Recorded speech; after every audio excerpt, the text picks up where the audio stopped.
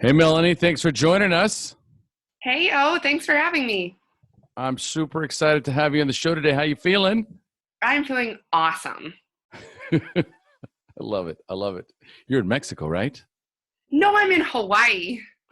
Okay, look it. Never mind. Don't say another word. All right. Exactly. Don't say another word. This is so funny. I'm so glad I asked that right from the beginning. All right, folks. So today we have Melanie Williams joining us on the show, an adventure blogger. And the name of her blog is 100 Days in Mexico, which is why I Right. asked. All right. A girl, a truck, a surfboard, and a search for something more. What was supposed to be a vacation in a resort town turned into a journey from which I have not yet returned. What I have encountered on the road is changing in my life forever. Run-ins with the cartel, waves the size of houses, earthquakes in the dead of night, broken bones, Latin men, scorpions in my bed, and chewing on fish eyeballs were all just the beginning. I went on a journey looking for healing. Does that sound about right? Yeah, that's about right. Yeah. What are you doing in Hawaii? Well, that was just kind of the next phase of the journey. So I have for the last this is my second year that I will spend 3 months in Hawaii. So I'm basically chasing waves and chasing something. So the best season for waves in Mexico is the summer, and the best season for waves in Hawaii is the winter. So I just left Mexico in November, and I will be here in Hawaii until the end of March. And then what? Back to Mexico. Back to Mexico. All right. Where are you originally from? I'm originally from Michigan. Okay. And when did you start your journey? This was actually, I'm just coming up on the 2-year anniversary of when I left. And where I left was California. So I had spent 10 years in California, and it's, just about exactly 2 years since I left. Where in California? In San Diego. San Diego. All right. No wonder you went to Mexico. So Yeah. the logical next step. I'm from California, so that's why I'm asking. I'm originally from Los Angeles. Okay. All right. All right. Wonderful. All right. So here's the thing. I went on a journey looking for healing. What were you looking to heal? Well, I guess I need to back up a lot to to answer that question. Okay, wait. All right, all right. Well, let me get to that second then, because if that opens up a can of worms. All right, so here's what I'd like to know too. I mean, I'm fascinated by this whole experience.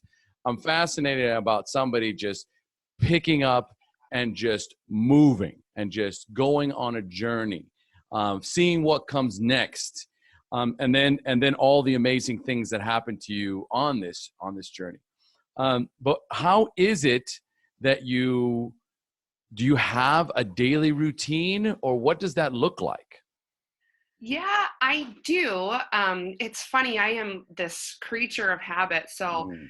I decided to organize my life around the things that brought me the most joy. And those things are surfing and writing.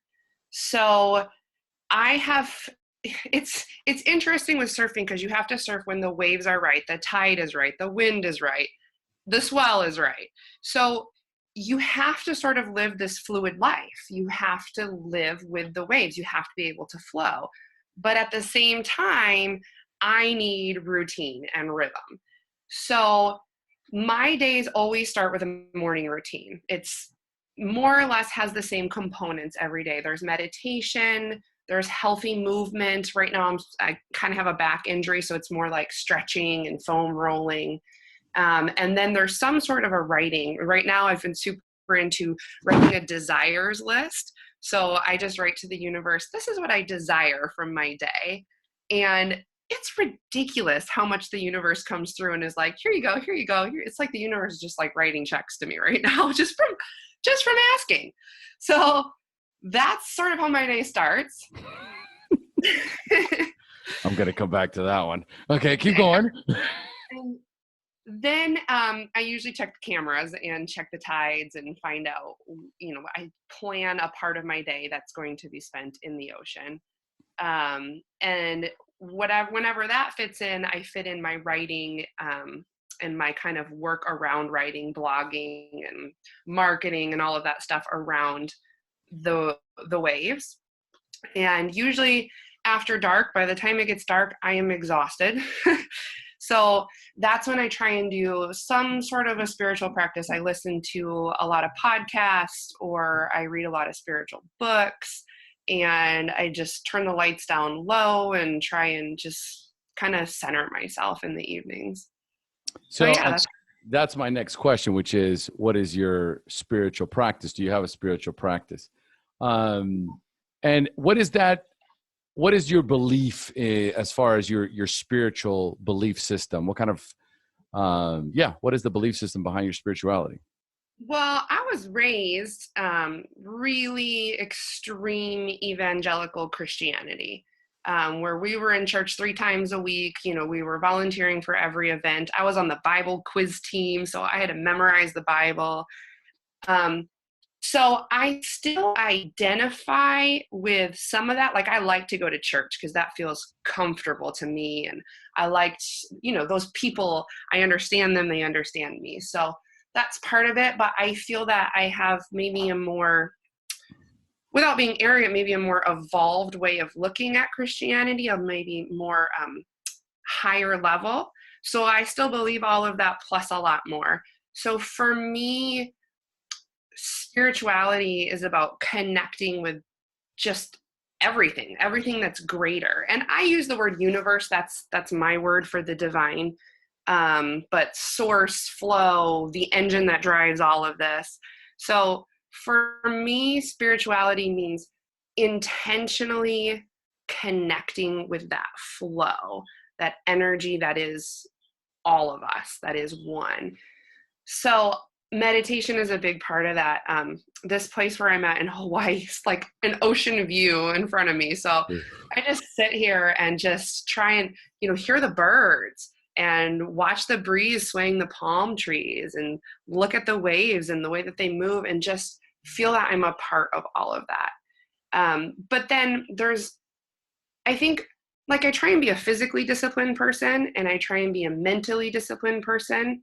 And then that means I want to be a spiritually disciplined person too.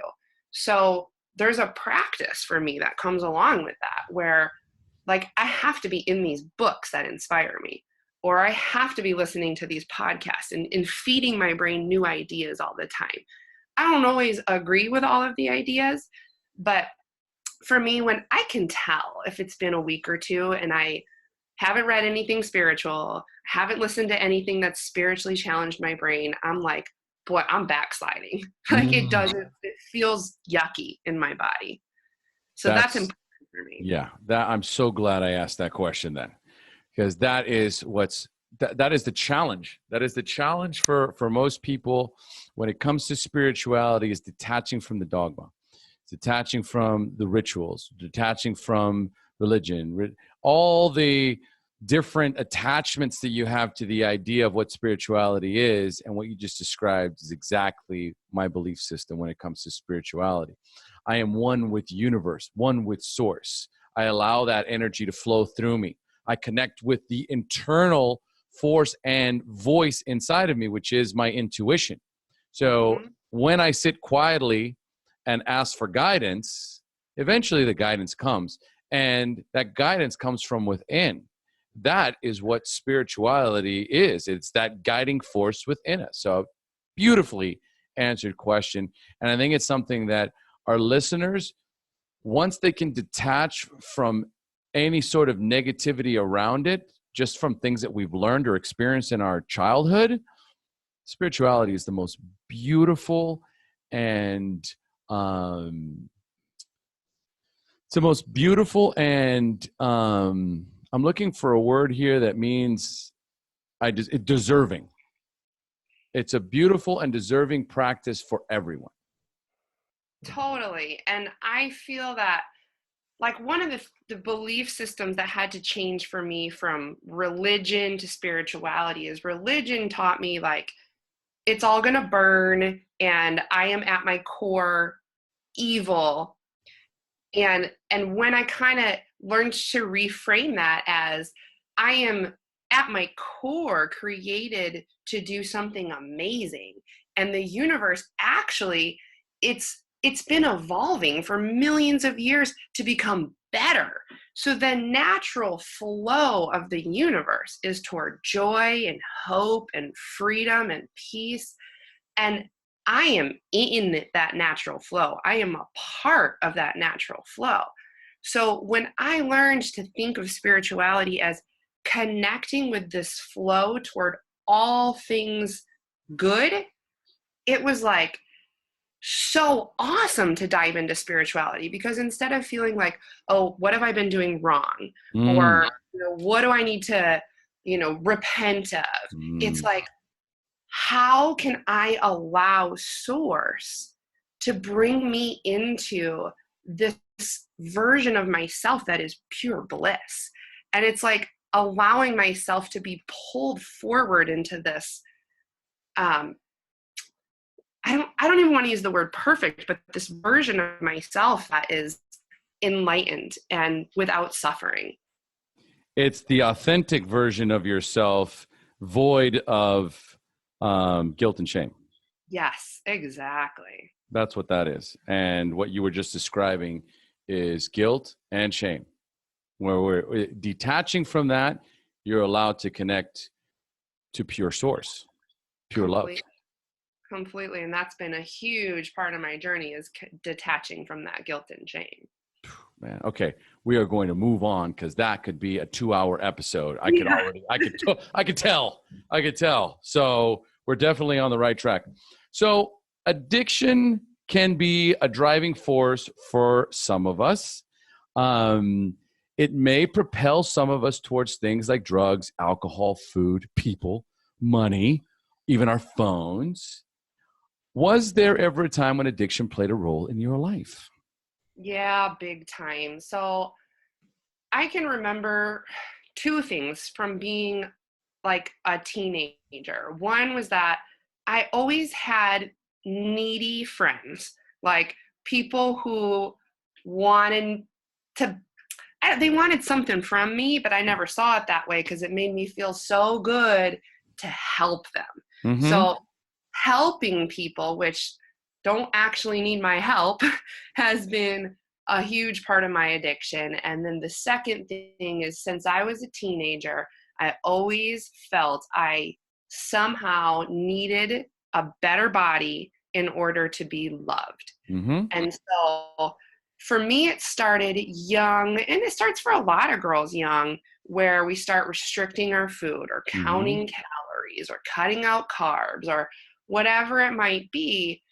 But that sort of addiction to, it wasn't food at first. It was like this need for love. Really, the addiction was toward feeling worthy. But eventually, we know that addictions are both physical and mental. Mm-hmm. And eventually I developed the physical addiction to food because I was restricting when my body was developing. When my body needed food the most, I was restricting what it needed. And so my body physically thought I was starving. And so that was my teenage years. And then in the 20s, even worse, my body just wanted food so badly that my dieting, which I never called dieting because we don't call it a diet anymore. We know that's bad. I called it clean eating, or just going on a cleanse. I had all these words to convince myself. Buzzwords. These are great buzzwords. Oh yeah. I'm just on a cleanse, man. I'm on a cleanse. I'm just living a healthy lifestyle. Healthy lifestyle, right, for this Which thing. meant running marathons and doing ridiculous CrossFit workouts that I, thought I was going to die. And eating tracking every calorie. Like I would weigh and measure everything. And I was so scared. Like, I would remember opening like a Tootsie Roll, like a piece of candy, and just taking one little bite out of it and then going, okay, that's about 35 jumping jacks. Like, Wow. knowing exactly how much exercise I would have to do to compensate for everything that I thought was bad.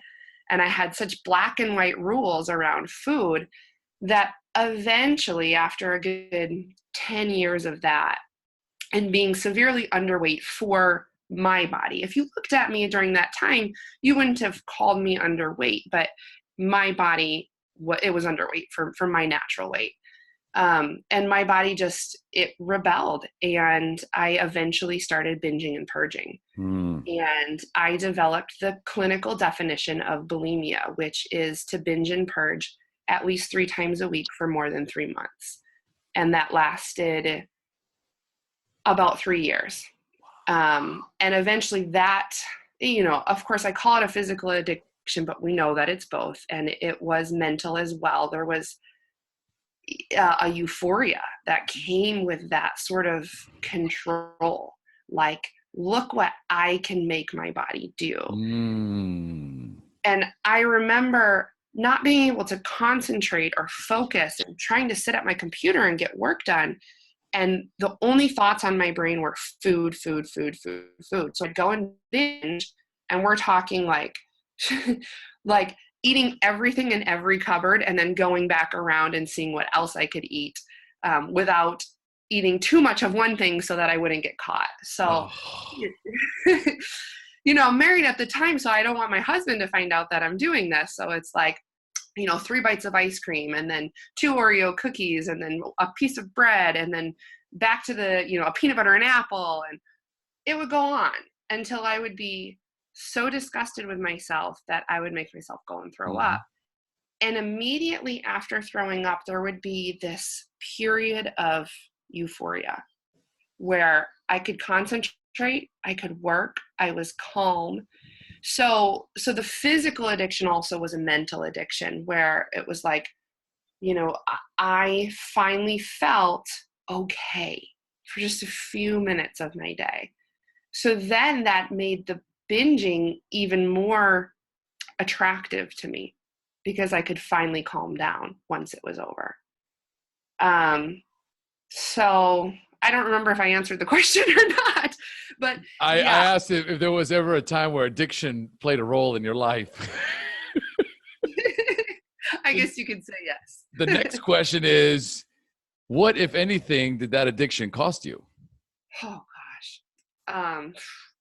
Everything. Everything. So, like I said, I was married at the time, and my husband at the time was also an addict. He had 3 years clean and sober when we were first dating. And so as I mentioned, I was also trying to fix him. So through this process of hiding things from him, but also trying to be there for him in his addiction and attending his meetings with him, I was just completely out of control of taking care of myself. And I remember my health just started to go down the tubes. I had Hashimoto's, a thyroid disorder. I had irritable bowel syndrome. I got to a point where there were like 8 foods that I could eat that didn't upset my stomach. And I remember going to all these specialists going, what's wrong with me? Do I have food allergies? And not telling any of them that I'm binging and purging. And eventually there was this moment where I had been to the University of San Diego's hospital, and I had seen 4 different doctors that day. And I had gone to the lab 3 different times for them to jab needles in me and take my blood and run different tests. And then the doctors would come back and they'd go, okay, you have this, this, and this, but we don't know why. And I remember the 4th doctor came in, and she was like a resident. She was younger than me and thinner than me and more beautiful than me. And I'm just like so jealous of her. And she comes in her white lab coat and her high heels, and I'm just sitting on that, that crinkly paper that's on the worst. the You can't bed. get comfortable. It feels like, So bad. And she comes in and she looks me in the eye and she goes, Melanie, have you ever had bulimia? Yeah. wow. I was like, I started crying. Yep. And it was in that moment where I was like, okay, I have been lying to myself. I've been telling myself, like, I'm just trying to live a healthy lifestyle. And there's something physically outside of myself that I need drugs for. There's something wrong with me that I'm looking for a pill to fix this. And when the doctor said that, I was like, I am the cause of my own misery. And that moment was both devastating and filled with hope, because if I caused it, then I could fix it. Mm-hmm. Absolutely. So I was forced to take responsibility in that moment.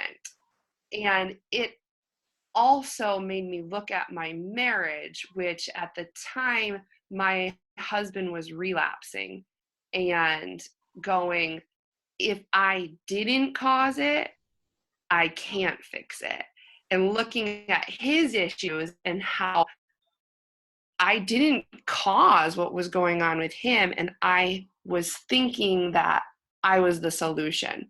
So to kind of like, that moment was so pivotal for me to go, okay, here's what's within my realm of control and here's what's not.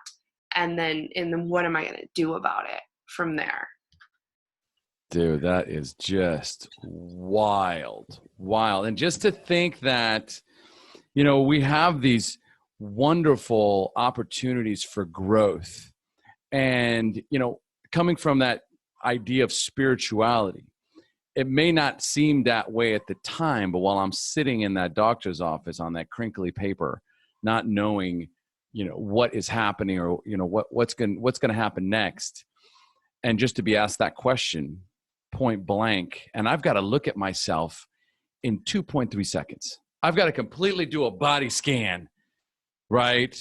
Yeah. And just say and go, wow, I have been lying to myself for all these years. What a beautiful gift.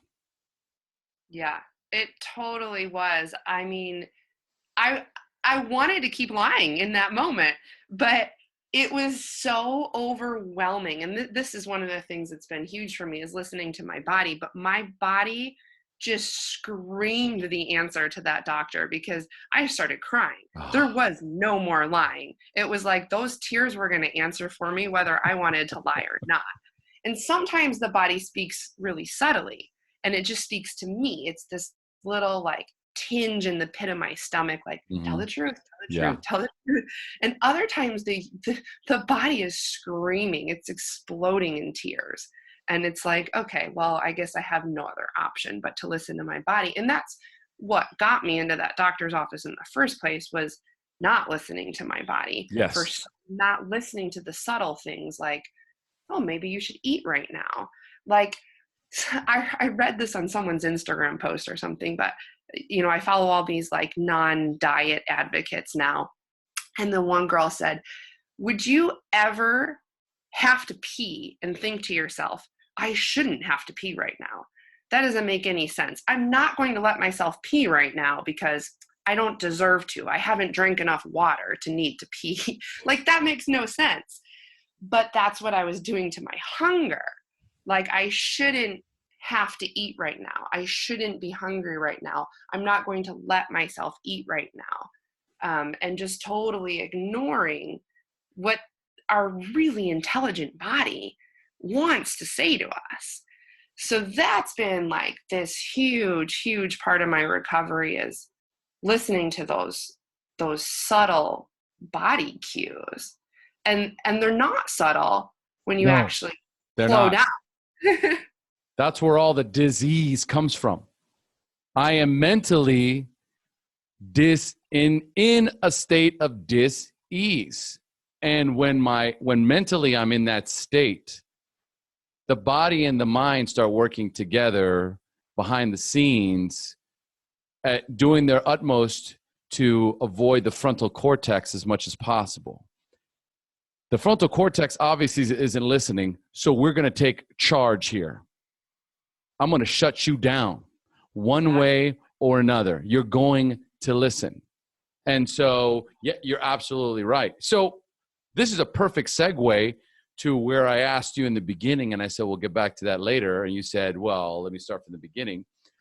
I went on a journey looking for healing. What was that healing about? Yeah, it was a mind, body, soul healing. I mean, I decided in that moment at the doctor that I no longer was going to binge and purge, but the purging was easy enough to stop. I shouldn't say easy, but that was within the realm of control that I had at the time. I could say, okay, I'm not going to stick my finger down my throat and make myself throw up. The binging was a lot harder to stop because my body needed to be fed. But I was so unwilling to gain weight because I was already at a healthy BMI and I was a fitness professional at the time. And I owned a small business. And I was killing myself to try and make it work. So I was working around the clock. Probably doing 70 to 80-hour weeks. Jesus. I was physically exhausted, mentally exhausted, broke because I had to move out with my husband at the time. I decided to separate from him because of his addiction. So he had been paying the bills since I had just started a small business a couple of years before that. So I'm broke. I'm physically exhausted. I'm binging. I'm physically unhealthy, mentally unhealthy, financially unhealthy, and completely and utterly depressed. Like, I knew something had to change, but I didn't know what it was. And there was a moment where I woke up one morning. It was a Sunday. And Sunday was supposed to be my day off. Like, I didn't teach any fitness classes on that day. But I had so many things scheduled. And I looked at my iPhone calendar and I was like, I can't do this. And I put my feet on the floor. And before I even got out of bed, I'm on my phone. Like, what do I got to do today? I put my feet on the floor and I tried to stand up and my knees completely just gave out. Like, they buckled. My body was like, no, you're done. You're not doing this today. And I fell and I hit my face on the ground and I just stayed there and I just started crying. And I said, after, I don't know how long, maybe 20 minutes, maybe an hour, somewhere in that range of just crying. My face is in like a puddle of my own snot and tears on the ground. And I just said, no, like, I'm not going to do this. I'm not going to do this job. I'm not going to do this marriage. I'm not going to do this life. Like, this all has to change. Because I needed to get healthy. And I didn't know what that would look like, but I knew that if I was going to continue doing what I was doing, that life was going to kill me, because in that moment I was suicidal. And I wasn't suicidal enough to go, okay, how am I going to do this? When am I going to do it? But I wanted to be dead. And I guess this is just what you call like grace, that it didn't get worse. And I had like this sliver of hope in that moment where I knew, okay, Melanie, you're going to change everything. I don't know how, but you're going to change everything. So really, I knew the number one thing that I had to heal was my relationship with food and my body. The rest I knew would just come, that the money issues, the relationship issues, the stress issues, all of that would work itself out. But number one thing was the relationship with food and my body. That's what I wanted to heal. And over the course of a few months after that experience, I knew that that relationship was not going to get healed if I continued being a fitness professional. Love it. Spiritual awakening. Yep. Yeah. And you know what's awesome is like the universe conspired for me, because I wasn't making any money doing it anyway. Like, I was just watching my savings account dwindle, and I was like, okay, something's got to change. Like, Yeah. I'm gonna have to go waiting tables, or like this has to end. The universe basically forced it to end for me. But I came up with this brilliant idea to try and just teach yoga in another country. I was like, okay, I can maybe just trade for room and board. Like, I'm broke anyway. I don't have anything going for me. So maybe somebody will take me. And in the moment, I remember during that time, the only thing like getting me out of bed, like getting me through my day, was the fact that I knew I would be able to go surfing. Mm-hmm. So I said, okay, the universe wants to give me joy. Like, I know that I was created for joy. So what's giving me joy? Surfing. So I'm going to find a way to go surfing and be able to pay my bills and just relax for a while. I emailed all these surf camps like Mexico, Costa Rica, Indonesia, Nicaragua, Panama, and I got someone to take me up on my offer. And that's when I said, okay, like, put everything in storage and I'm just going to go. Like, they said they would take me for 3 months. I figured I'd just see what would happen, and I'd come back in 3 months and resume my life as normal. But that is not at all what happened. 2 years later, I'm still teaching yoga for room and board? Yeah, occasionally. Yeah, when I can. So what are you doing for money then? Gosh, whatever I can. Like, it just sort Please of works specify. itself out.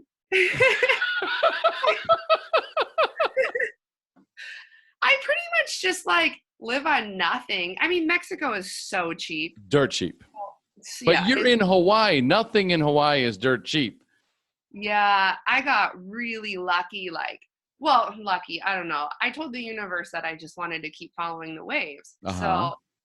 So I came to Hawaii. I ended up doing like this cat sitting thing. So I'm like watching somebody's house and their cat while they're gone.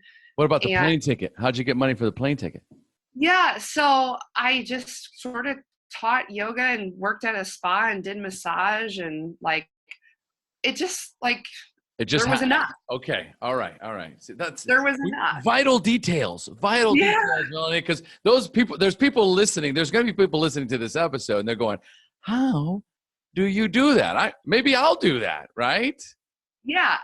So, okay, so when I first left to go to Mexico, I was wrapping up a yoga festival. So I put on this yoga festival with a business partner, and that put like a small chunk of change in my pocket, like enough to finance me for maybe 6 months of travel in Mexico, which is not a lot of money when you're like, I lived in a van, I slept in hammocks, I slept on my surfboard bag on the beach.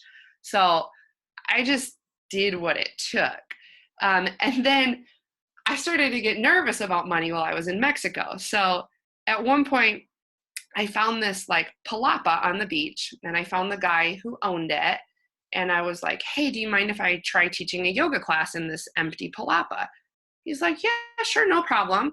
So I would be like surfing in the morning, and I'd paddle around and tell everybody, hey, I'm going to teach a yoga class this afternoon. And then I would go and like sit at the palapa, and people showed up, like a lot of people, like 6 the first day, 8 the second day, 15 the third day. And I just told them, like, donate whatever you want. And I was making more money already, like, than I was making in San Diego as a yoga teacher from teaching this one class. Yeah. And then I got like kind of bored of surfing in that spot. It was like pretty mellow waves, and I wanted a bigger challenge. And I was like, okay, I know that the reason I'm here is to follow my desire. Like, I believe my desire is good. So this was a whole part of like listening to my body, is like believing that desire is good. And I was like, I gotta try something else. Like, I want to see more of Mexico. And the place where I was renting, they were allowing me, this is another thing I did. They allowed me to work in their restaurant to pay my rent. So I'm like not even speaking Spanish, and they're allowing me to be a server in their restaurant. It was a disaster. So after a few weeks, they were like, this isn't working out anymore. I basically got fired. Yeah. And it was great because I had this like secure yoga class that I was teaching, making money, but yet I wanted to leave and see more. And then the universe like ripped my housing out from under me. So I got in my car and I started driving to find the next thing. And I came into this next town. And as I was like getting into the next town, I get a Facebook message from like a person I don't know. She's like a friend of a friend. She's like, hey, there's this town. It's not far from where you've been in Mexico.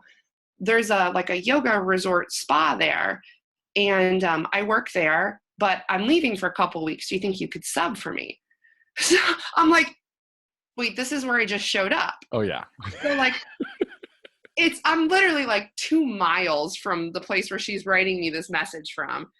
So I go and meet her. I meet the owner. He's like, yeah, that's great. So I end up working in this like luxury spa, doing massage and teaching yoga and meditation for like a month. Like she said 2 weeks, and then they're like, well, actually we could use you a little bit longer. So I did that again, making more money than I was making in San Diego. And it just like, it kept working out that way. I ended up leaving that one because I got sick of the waves there. And my car broke down in the town of Puerto Escondido. And I was really bummed to be broken down there because the waves, like Puerto Escondido is known as like the world's heaviest beach break. And I was like, I was kind of a beginner. So like, that's an expert level break. And I was like, I'm not surfing here. My car is broken. I'm stuck. And in Mexico, everything takes forever. And I wasn't speaking the language very well. Anyway, it took forever to get my car fixed. And in the meantime, I got another job at another resort doing massage and teaching yoga. And the people were awesome. I fell in love with the town. I fell in love with the people. I made a bunch of new friends. And I fell in love with big wave surfing. I like somehow this whole like building my confidence and learning to trust myself and trust my desires, it made me face a lot of fears. And it got me out into some pretty challenging waves where I had to sit there and like look myself in the face and go, okay, what are you really capable of? Like what? And I wanted to find out. So I ended up in Porto, staying there, teaching yoga and doing massage for about another 6 months before I left. The swell dropped and I made it to Hawaii. Dude, this is phenomenal. And I'm probably going to ask you some more questions because I want to know about a couple of other things.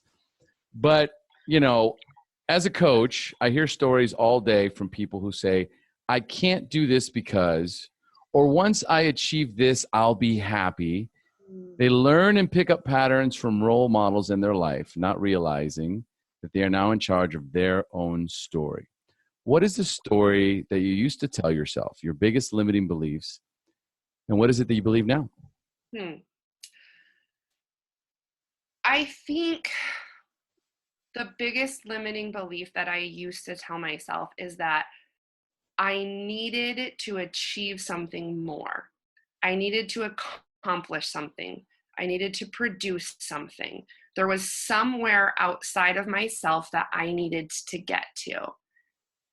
And when I started to believe that I was already enough, that there was, of course, more for me to achieve and produce and accomplish and become. Yes. But if I never got there, that was just fine. That in this moment, I am enough and I have always been enough. That changed the way that I related to time, like I didn't have to fit so much into my day.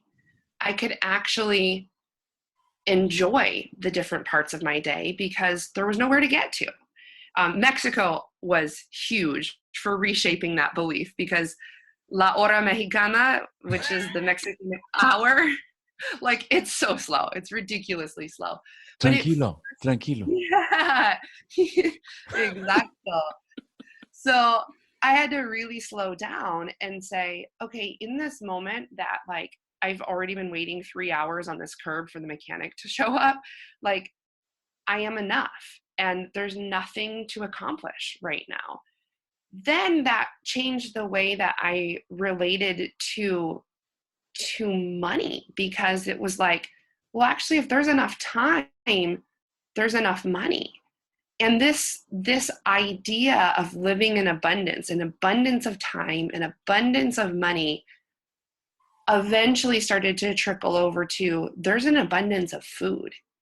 And there's going to be another meal, and there's going to be more cookies, and there's going to be more chilaquiles or pollo con salsa roja. Like there will be more tacos. Now you're making me hungry.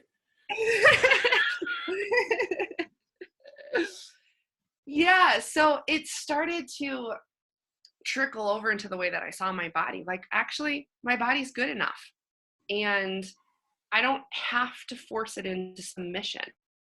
It changed the way that I would exercise. Instead of exercising because I hated my body or because I needed to burn off calories, I switched to exercises that I really loved. Like I would spend 3 hours in the water because surfing is really freaking fun, not because I needed more cardio to compensate for whatever it was that I ate. And my body did change a lot. And I would be lying if I said I didn't loathe my body at first. Like I gained, well, from my lowest weight, which was 117 pounds, and I was at my sickest, to my highest weight was 170. And ironically, I am at the same weight that I was at in high school now, which is 155. Like I've from the just surfing. Yeah, just everything from eating when I'm hungry and being able, this is the key, being able to stop when I'm full. Like, oh, I've had enough food. I don't need to cram more food into myself. Like that was, so right now I'm living on my own, which normally when I'm living on my own, I cannot have like what I would consider bad foods in the house. There is a jar of peanut butter behind me that has been here. Like I got here 8 days ago, and the jar of peanut butter is only like a third gone. That sounds normal, and it is normal. Yes. But that for me is huge. Like I could not be around peanut butter without eating the whole jar in one sitting for years. So to have, and there's like a bag of chips somewhere over there that, first of all, I don't even know where it is. Like, that's crazy. You know how drug addicts are like, I always know where my drug is. I know where my stash is. Yeah. I kind of forgot where I put the chips, and it's been there for a week and it's only half gone. That is nutty for me to even allow myself to buy that stuff in the first place. It's so normal. So for me to be able to eat like a normal human being, the freedom. Wow. It's incredible. Just incredible. Well, the word that I catch here, right, with this, the idea that I'm not enough. So there's that idea that I'm not enough, and that will bleed into I need to do something more. I need to accomplish more, is because if I'm not enough, then what I'm doing is not enough. Right. And I'm constantly trying to prove to myself that I have value, that I am worthy. So I work 70, 80 hours a week to prove, see, I'm worthy. Exactly. And if you're listening to this and any of this is resonating, this whole idea, this simple notion that what we crave most is to be loved and to feel worthy. And when we don't feel worthy and we're feeling not enough, then we start to feel not deserving. So we will do things subconsciously to punish ourselves, to overwork, over challenge, as a way of penance, as a way of earning, as a way of justifying my own existence. It's just exhausting and very dangerous if not caught in time, because what we will do is we will soothe. For us that are alcoholics and drug addicts, those overwhelming feelings of not enough, we will soothe them with alcohol and drugs, and or with tons and tons and tons of peanut butter. Right? Yep. Now, did you have some jelly that went along with that, or was it just straight peanut butter? Okay, so sometimes I make the weirdest food combinations, like peanut butter and rice. Like, that's a total eating disorder behaviors. Yeah, no, I know. Oh, It's nutty. what the fuck? I'm sorry, I gotta drop that one in there. Peanut butter and rice. Seriously. I know. What's the mindset behind that combination? I don't even know, like, it's there. It's that, like, there's not enough mentality. It's like, oh my gosh, I have to get this food into me. And like, just straight up peanut butter, I think, is sometimes it's almost difficult to eat that much of it. Like, I think probably it's sticky, and you know what I mean? I'm kind of like, yes. So you think it's actually like a deterrent. I'm just going to eat the peanut butter because I couldn't possibly eat that much of it. Maybe. Yeah, probably. No, it's weird. Like, the weird combinations, and like a lot of eating disorder people will tell you this too, that we would try to come up with something like healthy to replicate something that we thought was bad. And I'm using finger quotes. People can't see that because I don't like these words, healthy and unhealthy, or good food and bad food. But like, we'll try and like replicate something. I don't even know what that's replicating, but yeah, like, just weirdness because there's nothing else in the house, I guess. Yeah, I totally, well, I get it just from the addict point of view. It's, you become the mad scientist. Yep. Right? So what can I mix over here? Because what I'm trying to do is, it's not that the eating that I'm trying to do, is I am trying to feel something. Yes. And every time I change the flavor or the combination, it registers in my brain differently. It's going to make me feel different. Totally. It's the same thing. So I'd love to know more about, because we were talking about these, at the beginning I was reading and I was cracking up. Run-ins with the cartel. And what was the other one I thought was really funny? The run-ins with the cartel and the night. Oh, there it is. Earthquakes in the dead of night, broken bones. So tell us a little bit about the cartel and the broken bones. Those might correlate. Okay.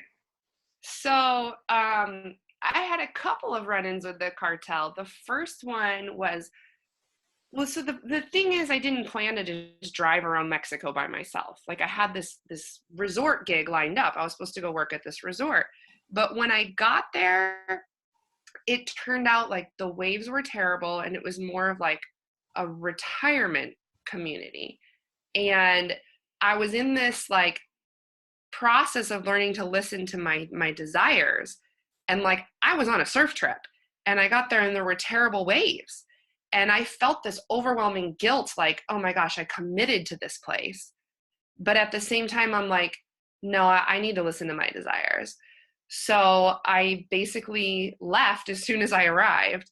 And then I was like, well, now what? So I then had this solo road trip in front of me that I was not planning on.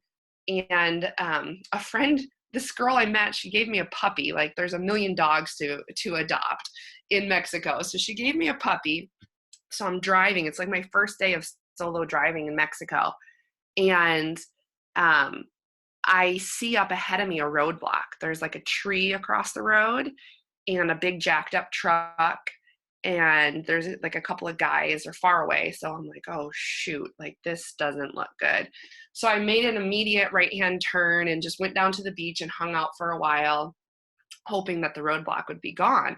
But if I turned around, I was like going back to everything I already knew. And I'm like, I want an adventure. I want to keep going deeper. So I went back to the road and the tree was still there. And I started just kind of like driving slowly toward it. And these two guys in ski masks came running toward me. And my windows were down. So I'm like rolling up the windows, but they're not going up fast enough. And the guys got to me, and the one guy has an assault rifle, and he like sticks it in the window of my truck, like to stop it from going up. I'm just freaking out. I'm like, oh my God, oh my God, oh my God, oh my God. And he's like telling me in Spanish, like, put the window down, open the door. And I'm pretending like I don't understand. And eventually he's like yanking on the door handle. So I'm like, okay. I put the window down. He puts his head in the truck and he reaches across me and he tries to grab my phone. And I'm like, something inside of me was like, I need that phone. Like, I'm alone. My phone is my lifeline. I have to have my phone. And I just did this like karate block. Like I like lifted my arm and like blocked his arm, and he pulled his arm back. And he was like, okay. And he kind of stepped away. He left his gun in the window and he kind of like stepped back. Like I think it shocked him that I would do anything. So the second guy comes up, he looks in, same deal. He reaches over and he's reaching for my like Oakley sunglasses that were in the center console. And my dog, who's like 8 weeks old, she's done nothing but sleep for the entire 24 hours that I've had her so far. She leaps up and lets out the most ridiculous bark, and like a little puppy bark, like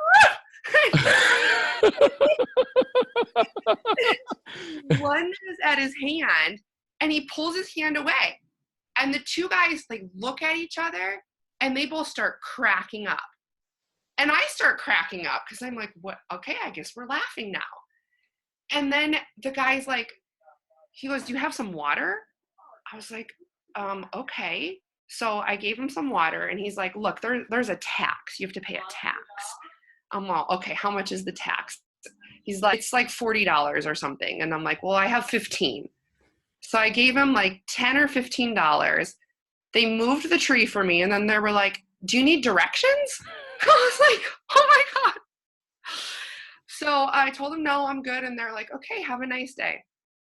And that was the end of that one. So total like universe, God, I don't know what you want to call it, but that could have been a lot worse. Well, the thing is, in these, I live in Costa Rica. So in these third world countries, you know, the poverty level is so high, and people just set up shop wherever. They'll start watching your cars, and then, you know, when you leave, they're like expecting like a tip for watching the car. So they just kind of claim a street area, and then they become the resident, you know, guard of the street. And then, you know, things like these happen where, you know, they're going to jack you, and then something happens. Like there's this weird kind of mystical exchange that happens between you and the assailants, because they're not pros. They're just people that are struggling, and really this is, they found their niche, right? And, you know, once all is said and done and they've gotten what they need, it's like, okay, well, cool. So how can I help you now? Right? Yeah. It's just this weird kind of shift of like, somehow I earned your respect here, and that's cool. Yeah, we're all buddies now. We're all in this together. And yeah, it was pretty nutty. And I think one of the things that what worked in my favor is that in Latin culture, like a single woman is seen as vulnerable, and men kind of want to step up to the plate and help a woman who's on her own. I mean, I have had so many offers of help all the time. Everyone wants to help me out. So I think as soon as they kind of were like, okay, this woman needs her phone, or, you know, she's going to stand her ground on this one, then they were like, okay, how can we be of assistance to this woman? It was really pretty interesting. Beautiful. Yeah. I love it. I love it. So let me ask you this, because you've already kind of answered it, but there's two questions that are similar. One is, what was that pivotal moment in your life when you turned it all around? What made the difference for you? I think I know when that was, but was that the moment? Yeah, definitely. The two moments were, one was when the doctor said, "Have you ever had bulimia?" That was huge. And the second one was that morning where the depression turned into thoughts of suicide, and I just could not get off the floor. And there was a third moment that was also just a total gift. There's a genetic mutation that runs in my family that makes the women in my family highly likely to get breast and ovarian cancer. And I knew that my dad carried this genetic mutation, and I knew that meant that I was 50% likely to have the mutation. My sister went and got tested, found out she had it. And so I thought, well, I should get tested as well. And I went and got tested, and it turned out I carry the mutation. So I'm around 70 to 80% likely to get breast cancer and around 40 to 50% likely to get ovarian cancer. And I sat there in the doctor's office. This is when I was separated from my husband, but we had not yet filed divorce. But it was like this guy was going to keep relapsing. Like, it was very obvious. He had been kicked out of several treatment facilities. And anyway, I was sitting there in the doctor's office after having just had a verbally abusive conversation with him. And I told the doctor, I was so arrogant. I said, okay, then just chop off my boobs and take out my ovaries. Like, I don't need them anyway. Like, let's just, because this is like a thing, a lot of women in my position will have preventative mastectomies, but I was so arrogant about it. And she's like, Melanie, you just found out you are in the middle of some marital problems. Like, you're talking about instant menopause. You're talking about disfiguring yourself. Calm down. She goes, you know what you can do right now? You can learn to enjoy your life, let go of stress, and try and be happy. And I was like, oh my God, manage my stress, enjoy my life. And I sat there in the parking garage, like, with my car in neutral, my foot on the brake, and I was like, manage stress and be happy. Try and enjoy my life and be happy. I just kept repeating it to myself. And like, I picked up my phone, I texted my husband and said, you will have divorce papers by the end of the week. And then I called my lawyer. And it was pivotal for me because I knew like I was not going to be enjoying my life. I was not going to be able to manage my stress. Like, I was in an abusive relationship and I was allowing myself to be abused.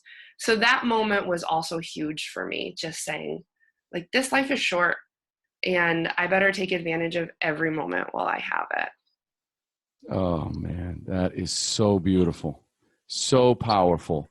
You know, and it's funny how the way I structure the questions or the next section here is right before I get into this section, I talk about a very famous quote from Tony Robbins, where he talks about, you know, if you want to take the island, you've got to burn the boats.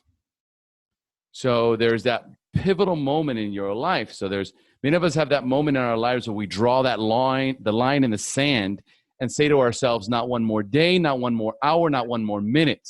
I will no longer tolerate this in my life. And if I am going to take the island, I'm going to have to burn the boats. Yeah. There is no looking back for me, you know, and it seems like that was that pivotal moment. The other question I have is, tell us an aha moment in your life when you realize you are now moving in the right direction. Is it again one of those, or was there another one where you knew you were like, aha, I'm moving in the right direction. I'm finally doing what I'm supposed to be doing? Well, yes, but I want to back up to the burning the boats thing for a second. Yeah, let's go. So when I left for Mexico, I had some stuff in storage and I had planned to come back. to that storage and start my life over. And I also kept my apartment because you know how rents are, especially right now, rents are just going up and up and Yep. up in SoCal. So I hung on to my apartment. I got a subleaser in my apartment and I had all this stuff in storage. And I had a lot of stuff in my apartment still as well. And I was on this island in Mexico and I had been like sleeping in a hammock for about a week, and like there was no running water on the island, just surfing these epic waves and drinking coconuts and eating fresh fish and very little cell phone service. But I ended up getting a text from my subleaser saying that there was like a gas leak. So I had to call the landlord. Now, my property manager knew I was subleasing, but the landlord didn't. And the landlord found out I was subleasing and basically said, look, your subleaser has to go. So you can either pay rent on a vacant apartment or you can come back and take your apartment back. And I was coming up on my 100 days that I was supposed to be gone for. And I was just like, nope, not going back. Not going back. And I literally like wrote the email that burned the boats. I said, whatever is in that apartment, you can have it. Like all my furniture, all my kitchen items, you know, my $500 blender or whatever, all, you know, this stuff Vitamix? that I was, yeah. Oh, I got rid of the how do you get rid of the Vitamix? Okay, sorry. Had to burn the boats. Okay, fair enough. Yeah. That's burning the boats. Yeah. So what I found out actually happened was they left the door to the alley open and they let the homeless people come in and take everything. So yeah, that's where all of my stuff ended up, was with the homeless. Very purposeful. And yeah, I was like, I'm not going back. So yeah, that was definitely a burning the boats moment, where I just said, this is what it's going to be. And then a moment where I realized, like an aha moment where I was like, this is what I'm meant to be doing. One of the days that I was sitting there feeling sorry for myself in Puerto Escondido when my car had broken and the waves were too big, I saw this woman catch like a 40-foot wave, like massive, scary, could kill you. And when I saw her and I realized it was a female, I was like, every excuse that I ever had for being small was ripped away from me. Like, you're a female, or you've had this problem in your life, or you were raised this way, or whatever. I was like, oh, girls can do that? Like, oh, heck yeah. Sign me up. And I kind of I just got obsessed with big wave surfing at that point. And I went back to Mexico, so that was 2 summers ago. And then I spent a winter in Hawaii and went back to Mexico. And so this summer, there was a moment where I was surfing, and I've been working my ass off to surf better. Like, it is my heartbeat, and putting in so much time and taking so many beatings and almost dying so many times. Like, that's where the broken bones thing comes in, and torn MCL, and on and on and on. And I'm surfing and I look in the lineup next to me, and there she is, like the same woman that I saw almost exactly a year ago catch that wave. And now I'm surfing with her. And this set comes, like a big set, bigger than I really wanted. And she screams at me, go, go. And I'm like, shit, now I gotta go. And I went and I caught the wave, and it barreled. And if you've ever talked to a surfer, like, getting barreled is the best feeling. Like, besides orgasm, you got barrels and orgasm, and like, that is the best. So, and then it got caught on video, and I got the video a few hours afterwards, and there I am, like, inside this barrel with the most giant smile on my face, just going, like, I'm looking at that going, you know, progress happens in really small increments, like such small increments that you don't even know that it's happening. And then one day you look up and you are in the barrel of your life. Like, that's when you know I'm doing something right. Like, this is all going somewhere.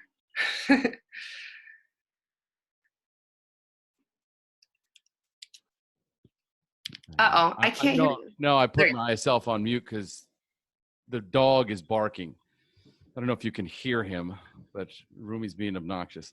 Anyway, the barrel of your life. That could be like Melanie Williams, ride the barrel of your life. That's like my slogan, my catchphrase for life. It's spectacular. I could actually almost picture you. And I was thinking, as you're going down or as you're surfing this wave and you're in the barrel, can you actually reach your hands out and like touch the wall of the wave? Were you able to do that? Yeah, I have my like backhand just dragging it, and like my face is looking up, and I am in here. I was there. I was picturing it. I could see you. Do you have that YouTube video?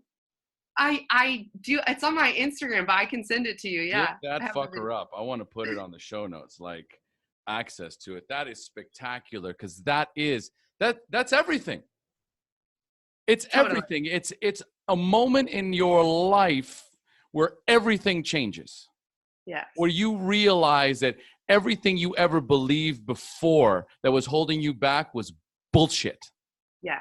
And you can do anything that you want. And it's so awesome because in order to surf, you have to become one with what the wave is doing. Like, you have to totally surrender to the power of the wave. If you try and have power over that wave, like, it will kill you. So you are basically giving up yourself in order to become something so much bigger than yourself.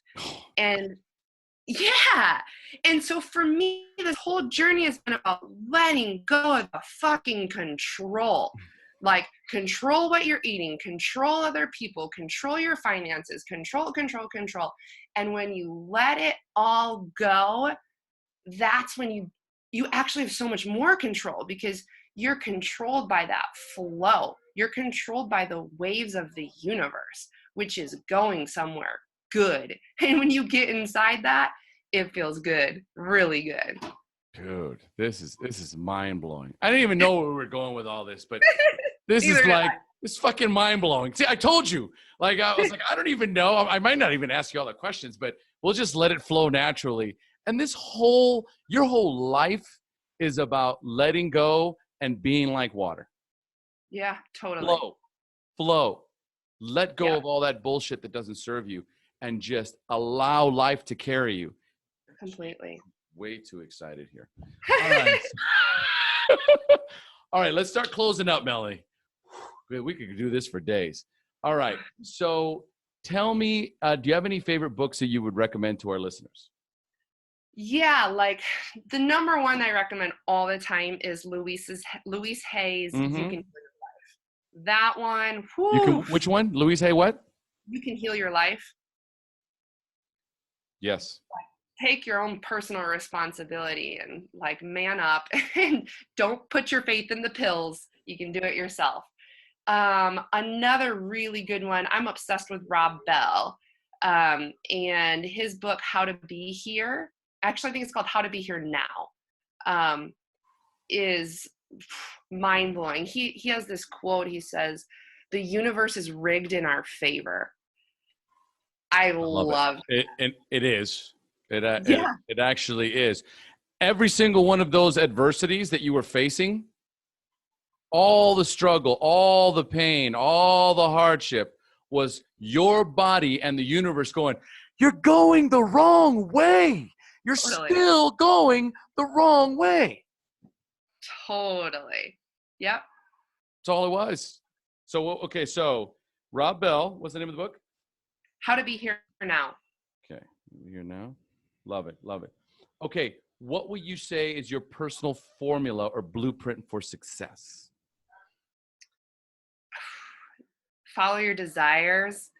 Another thing Rob Bell says is the engine is joy. Like, we are supposed to be filled with joy. Like, we were created for joy. And so when I'm doing something that is not bringing me joy, that is the wrong thing to do. And of course that takes a mature perspective, because sometimes you do something for the long-term joy. You know, there's times when I'm cleaning my house because I know it's going to feel good afterwards. I don't necessarily enjoy it at the time, but follow your joy, follow your bliss. And like, for me, that has been life-changing. Love it. Love it. Okay. And what are your most powerful I am statements? 3 most. Okay. I am enough. Number 1, I am enough. And then I qualify that because I do these things. I say these things. I use these mantras. But I am thin enough, even when I'm not a thin person anymore, but I am thin enough. Like, I don't need to be thin. I'm thin enough. So I use that one a lot. I am a good enough surfer because this disease morphs, you know? So now, instead of like, how good can I look? Or am I worthy enough because my body is good enough? Am I a good enough surfer? Like, did I get a good enough photo on that wave or whatever? Like, it totally is still there. It doesn't go away. It just changes, and it becomes more manageable and more hilarious, because you're like, oh, seriously, I'm really doing this again. But I'm a good enough surfer. And I would say, you know, you can apply that to whatever your job or your passion is. Like, I'm a good enough writer. I'm a good enough yoga teacher. Like, it's enough. It really is enough already. So yeah, that would be my top. I am beautiful. I am enough. I am a surfer. Yeah. I love it. I love it. All right. So, what is the best advice you have ever received? I think there's a quote, and I'm not going to say it quite right, but it's in that Louise Hay book, the one You Can Heal Your Life. And she basically says that you have always made the best decision you can make in the moment you made it, with the amount of enlightenment and understanding that you have had at that time. So the advice behind that is really, don't beat yourself up. You're just doing the best you can. And everyone else around you is just doing the best they can. So don't beat them up either. So I think that was pretty life-changing for me to realize you're doing the best you can, and you've always been doing the best you can. Accept yourself as you are. Absolutely beautiful. Absolutely beautiful. And folks, I am statements. They cannot be understated. They have to be overstated. Is anything you say after I am is true. The internal dialogue that we have every single day. So many of us, like, I'm tired, I'm overwhelmed, I'm exhausted. I continue to manifest these things in my life. It keeps telling the universe to give me more. And when I recognize that really it takes the same amount of energy to say, I am ready to take a break. I am excited about going to work. I am happy. I am confident. I am going to choose something different. Instead of I hate my job, I'm going to look for something different. There's everything that you say after I am will manifest itself. So choose your words carefully. And take it from someone who is literally for 2 years, just allowing the universe to provide for her. It's exactly what she's doing. She believes in it because it's true. Right, Melanie? It's so true. All right. One last question. What is one parting piece of wisdom you would like to share with our listeners? Relax. Yeah. I mean, that's been just the theme of all of this, like, relax into it, and don't take yourself so seriously. Don't take your life so seriously. Don't take your finances so seriously. Like, you know what? There's still food on the table. There's still a roof over your head. Relax and enjoy what life has to offer you. that's the only way you're going to move into all that you're supposed to be, is to just let that tension go. So yeah, relax.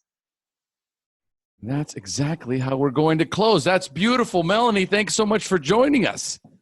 Thank you so much for having me. Oh, that was so fun. That was spectacular. That was so much fun. I absolutely love your story. For some people in their values, typically when I am helping people readjust their values and prioritize them, right? Adventure is usually in there, freedom and adventure. Yet we just haven't quite cracked that walnut, right? That allows us to actually live a literal adventure. Eat, pray, love. Totally. All right. I love it. Thank you so much for joining us. We've now reached the end of our show. And as we say here in Costa Rica, Melanie, pura vida. Give us a pura vida. Pura vida. It's perfect.